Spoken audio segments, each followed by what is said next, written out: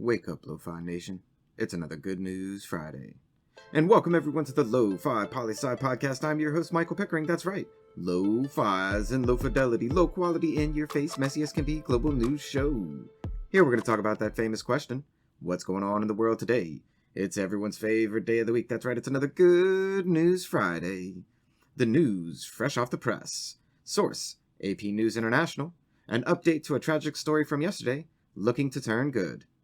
Taliban says peace talks with Afghan team to start Saturday. Yesterday, we reported on the tragic bombing that took place in Kabul, Afghanistan, that targeted the country's first vice president.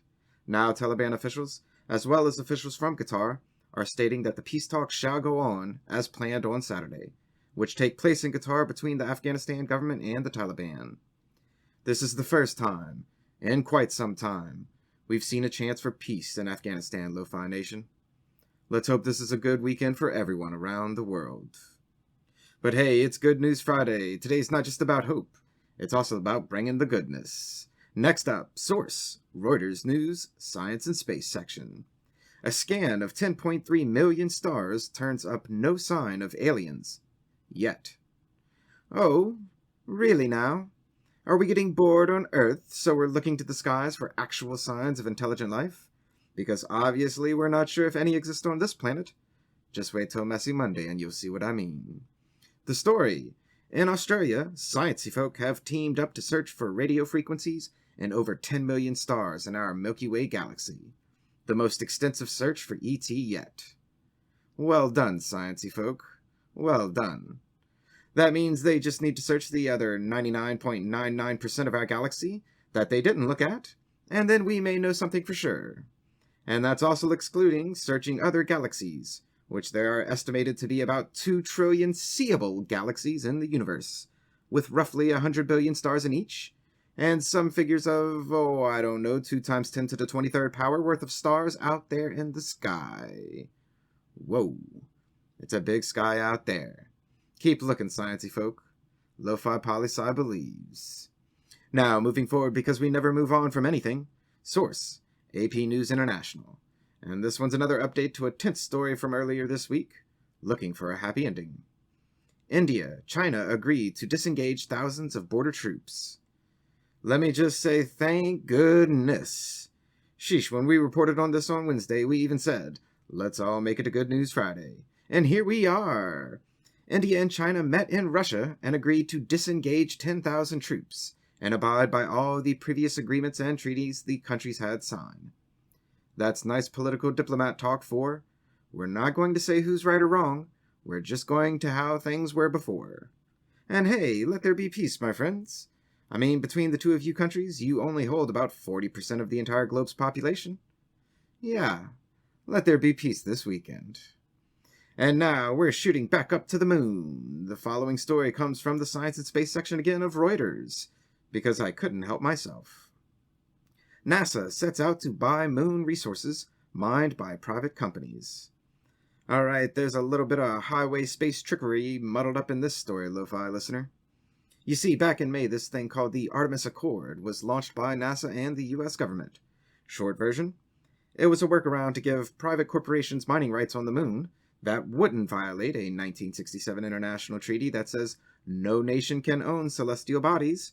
Ergo, no nation can have mining rights on celestial bodies, meaning the moon. However, the Artemis Accord is/was/ not really sure how it'll turn out, but an effort to create space norms. Not laws, norms, that allow private companies to mine on the moon and own what they collect. And then they can bring it back down here and NASA can buy it from them, and it's all legal and not violating the 1967 treaty. Pretty crafty, NASA. Pretty crafty. I knew you had smart people and sciencey folk abound, but I didn't know you were sneaky like this. P.S. NASA, you're not really sneaky. We all see what you're trying to do, and we're all very interested to see if other countries are going to let you get away with it. And now, a last piece of news to send you on your way for the day. BBC News, Australia section. And bear with me through this headline. I know it's Good News Friday. Koala Wars splits Australia's New South Wales government. Alright, this story here is really some he said, she said talk. and people be dragging koalas into it. The short version. Last year, after the horrible bushfires in Australia, a law was implemented to help protect the koala population, because in the region, they would go extinct by 2050 if nothing was done. A law was passed that limited how landowners could develop their land, because loss of habitat is the biggest threat to koalas in the region. One side says they went too far and are not being fair to landholders. But don't get them wrong, they say they're pro-koala. Because, who isn't? The other side, the federal Green leader, says, oh no, they're doing this, and I quote you here, because they want rogue landholders to be able to kill more koalas. End quote.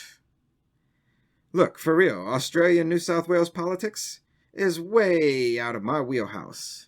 But I will say this. This does remind me of the Great Emu Wars of 1932 in Western Australia. Yes, it's a thing. Look it up.